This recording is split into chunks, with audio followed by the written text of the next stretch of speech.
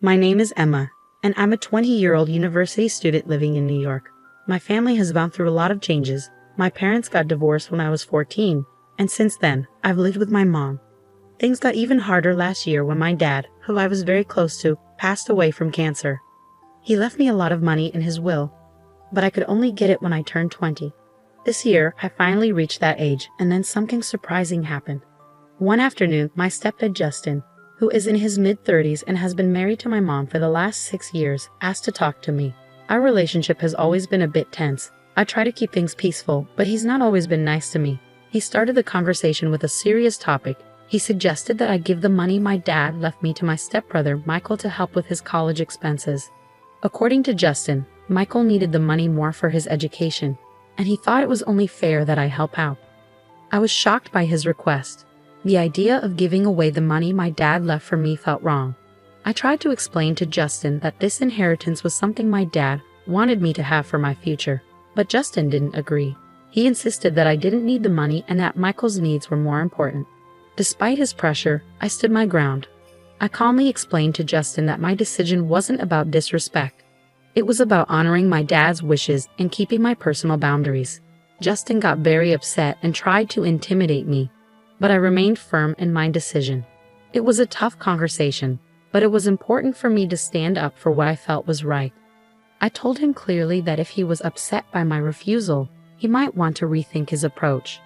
Justin, remember you're part of this household too, so let's try to keep things respectful, I suggested, but it didn't seem like we would reach a peaceful resolution.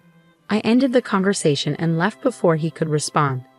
Justin's reaction didn't surprise me given his past behavior. I had a feeling he might try to get the inheritance money for himself at some point. You might wonder about my mom's role in all of this. Well, that's complicated. My mom, for reasons I don't fully understand, always overlooks Justin's bad traits. She's deeply in love with him, almost to the point of being blind to his flaws. And I didn't want to ruin her happiness by constantly clashing with Justin. So I've tried to keep the peace for her sake.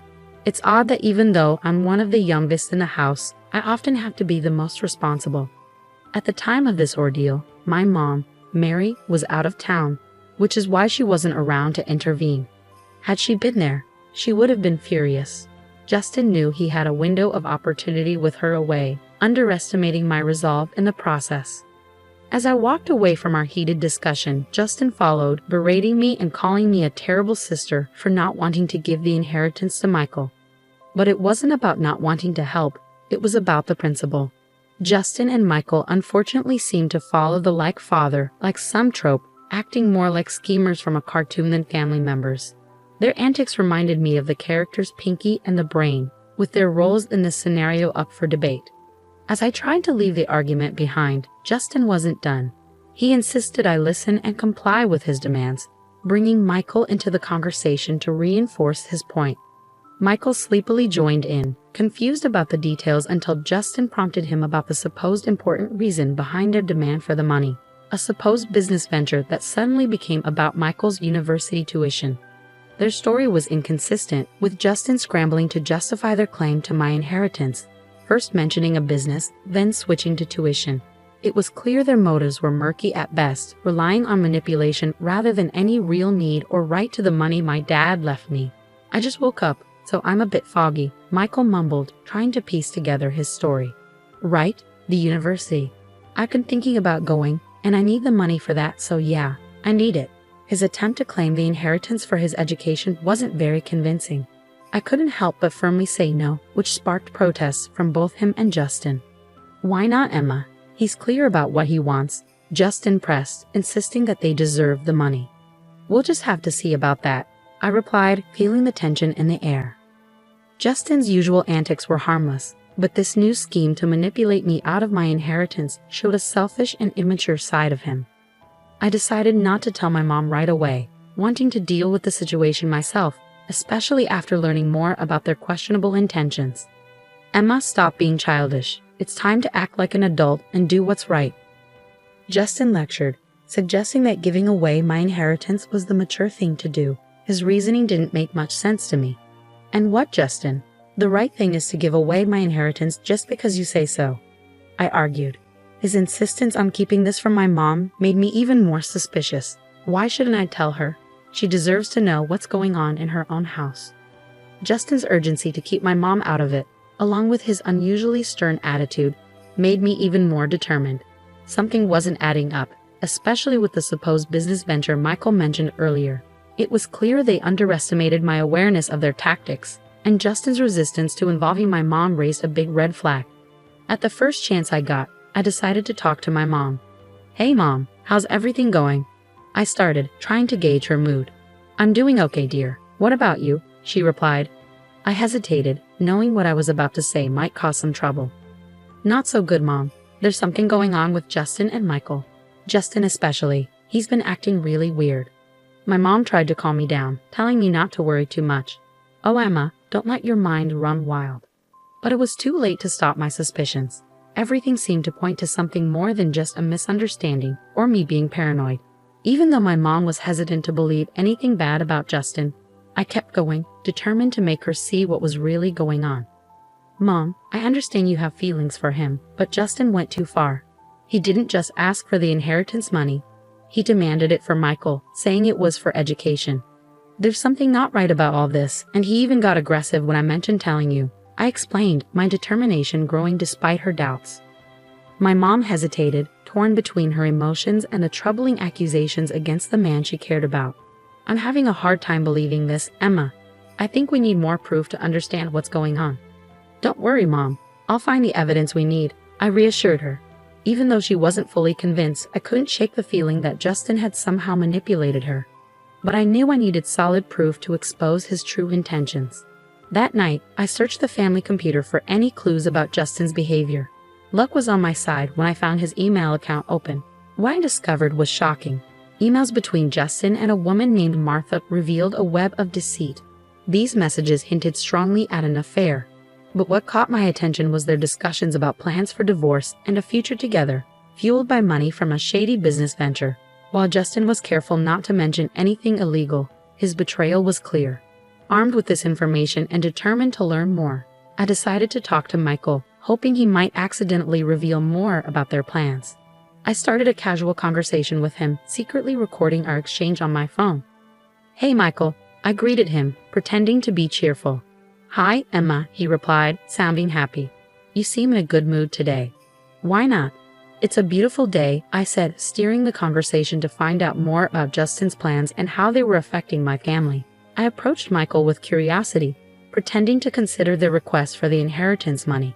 "I've been thinking about what you and Justin said. I'm actually thinking about giving you the money for your college," I told him, watching his reaction carefully. "Really? That's great. I'll tell him right away," Michael said, sounding excited. "Wait, not so fast. Before we do anything, I need to be sure of something. This money is strictly for your college fees, right?" I asked, trying to see if he was being honest. "Yes, definitely for my college tuition." Michael stuttered a bit, sounding a bit unsure. "And you're certain about that? What about Martha? Is she involved in this too?" I pressed, mentioning the name I had found in Justin's emails. "Martha? Who's Martha?" Michael stumbled, confusion evident on his face. "Oh, she's a student advisor at the college," he quickly improvised, but it didn't quite ring true. Unbeknownst to us, Justin had entered the room silently, his presence intimidating. "I don't appreciate you interrogating my son like this," he interjected, his tone stern. "I was just asking about where the money is going. If I'm considering giving it away, I want to make sure it's being used properly," I explained, trying to stay calm.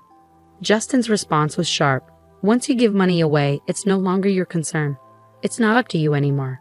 The audacity of his statement stunned me, especially when he followed it up with a threat.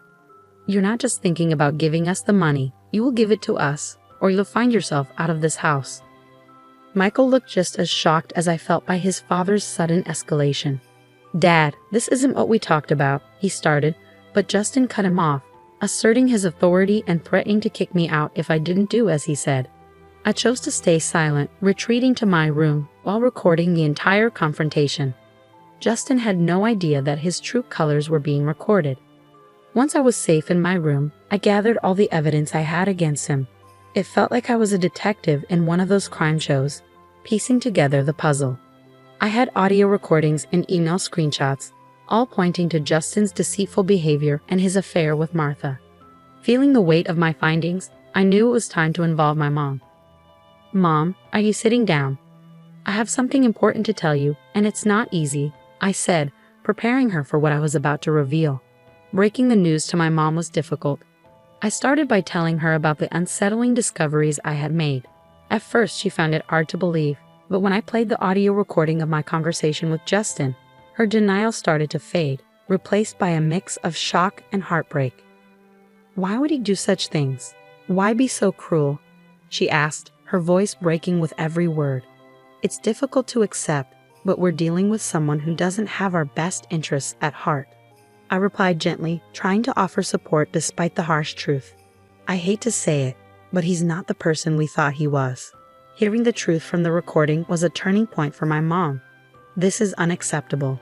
I can't believe I wasn't here to protect you from them," she said, her initial shock turning into determination.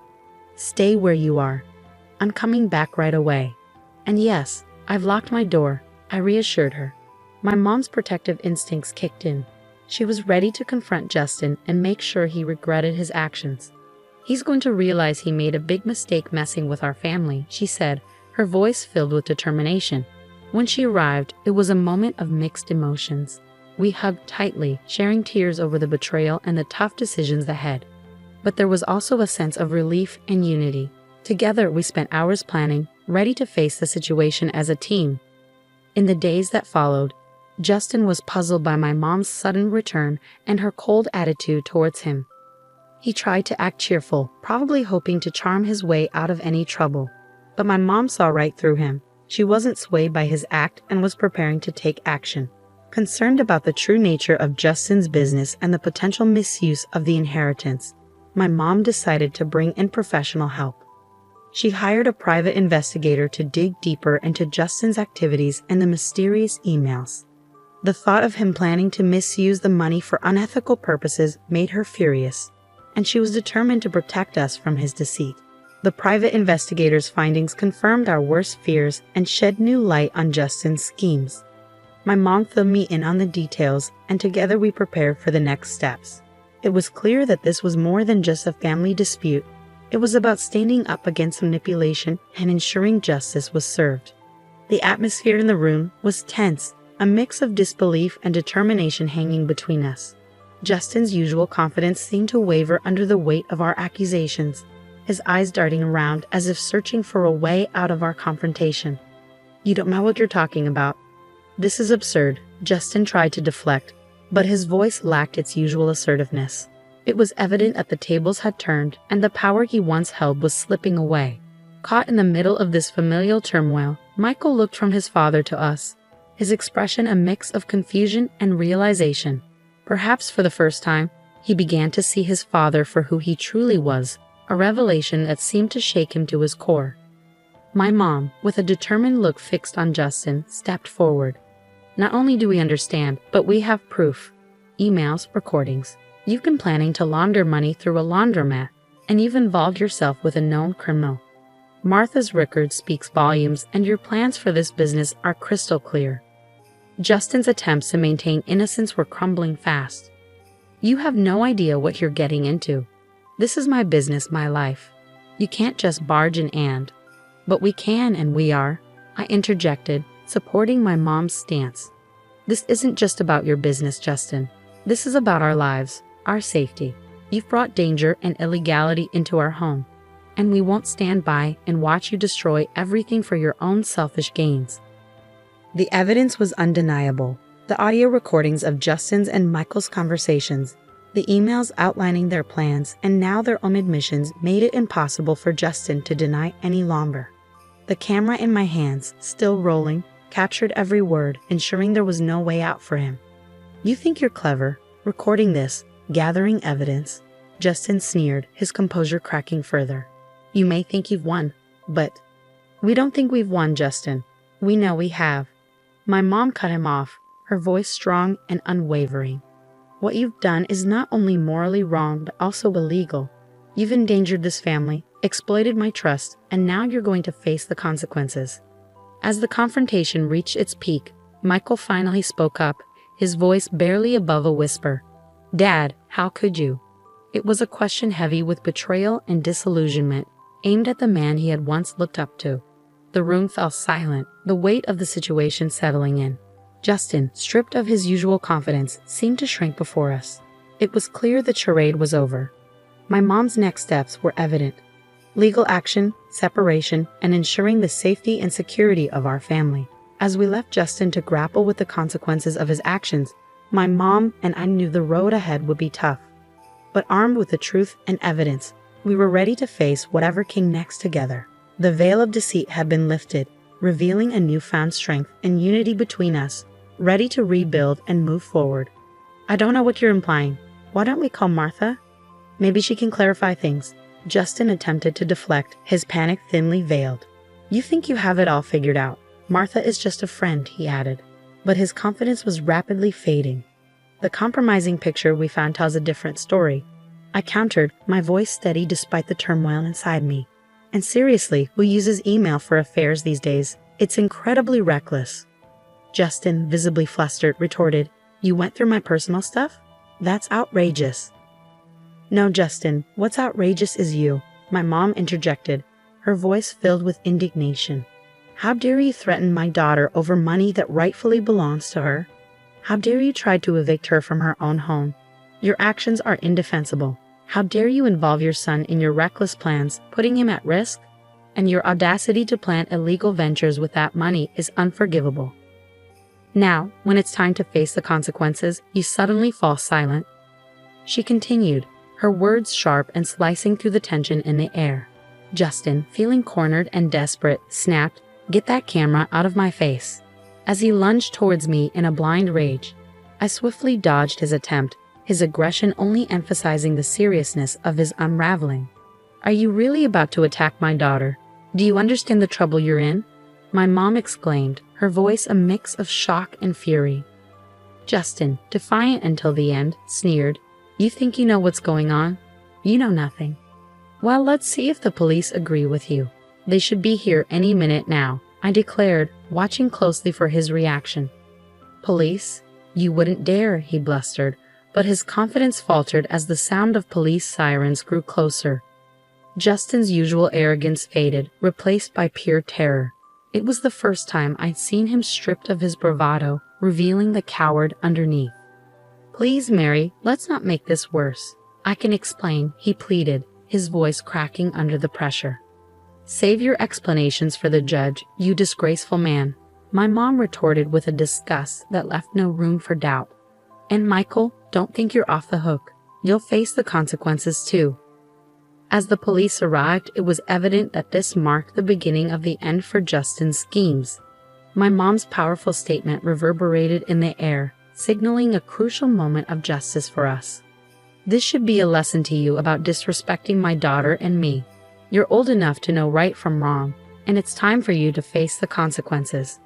"Yes, Mom, I understand," Michael replied, acknowledging that he had crossed the line and needed to accept the consequences. "Come on, Grace, isn't this a bit extreme?" Justin attempted to argue, hoping for leniency. "On the contrary, this is just the beginning of what's deserved," my mom countered, her determination unwavering. "Emma, how's our live stream going?" she asked, adding a modern twist to ensure that justice was visible to all. "We have over 5,000 viewers tuning in. This is making an impact," I informed her, amazed at the digital audience we had attracted. And just to be perfectly clear, my mom addressed Justin directly, her voice firm and steady. "I want a divorce." "Yes, you heard it right," she declared, ensuring the live stream captured every word. The fallout from the live stream was immense. The drama unfolded in real time for over 5,000 witnesses, and the story quickly spread to local newspapers and tabloids. Being at the center of this whirlwind was surreal, witnessing the swift downfall of Justin, my soon-to-be ex-stepfather, and the complicit Michael. The satisfaction of seeing justice served was palpable. Justin's world crumbled as he lost his job, friends, and even the support of some family members who chose to distance themselves. Facing serious charges, his future hung in the balance, with the possibility of spending up to 20 years behind bars if found guilty. Meanwhile, Martha, his partner in crime, was also discovered by the police, facing similar charges and an uncertain future. Throughout the turmoil, my mom and I found strength in each other. Our bond deepened as we navigated through the chaos, emerging stronger on the other side. Weekends became our time to relax on the patio, drinks in hand, reflecting on the absurdity and cruelty of Justin's actions. It was a period of healing and reaffirmation for both of us. Good riddance, we toasted, sharing a sense of relief and closure. Good riddance indeed.